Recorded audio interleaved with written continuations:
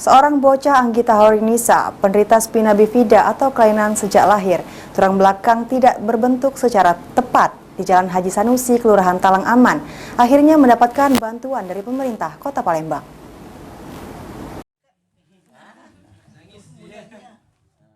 Seperti inilah kondisi seorang bocah Anggita Horinisa, penderita spina bifida atau kelainan sejak lahir tulang belakang tidak berbentuk secara tetap di Jalan Hasanuni, Kelurahan Talang Aman.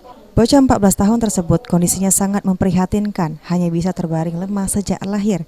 Sekda Kota Palembang yang mendapatkan laporan dari warga melihat langsung kondisi Anggita dari media sosialnya. Langsung bergerak cepat dengan mendatangi kediaman Anggita. Kedatangan Ratu Dewa ini untuk memberikan bantuan berupa beras dan uang serta memeriksa kesehatan Anggita kepada tim medis. Ratu Dewa berharap keluarga memberikan kesabaran dan meminta masyarakat Kota Palembang bersama-sama mendoakan Anggita cepat sembuh. Ada ananda kita, Anggita Horinisa, yang terbaring sakit. Sudah cukup lama sebenarnya sakit bawaan semenjak dari lahir sampai di usia 14 tahun. Untuk itu saya ingin memastikan ke rumah beliau dan saya mengajak tim medis untuk memeriksa kondisi kesehatan dari adik kita Anggita. Termasuk dalam kesempatan ini ya kita sempat peduli dan berbagi. Saya beri bantuan ala kadarnya, baik berupa beras dan juga berupa yang lainnya dalam rangka meringankan beban kehidupan dari kedua orang tuanya.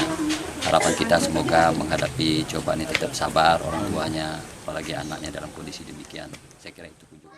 Dalam kesempatan itu juga, keluarga Anggita menyampaikan permohonan supaya Pemkot memberikan bantuan berkelanjutan.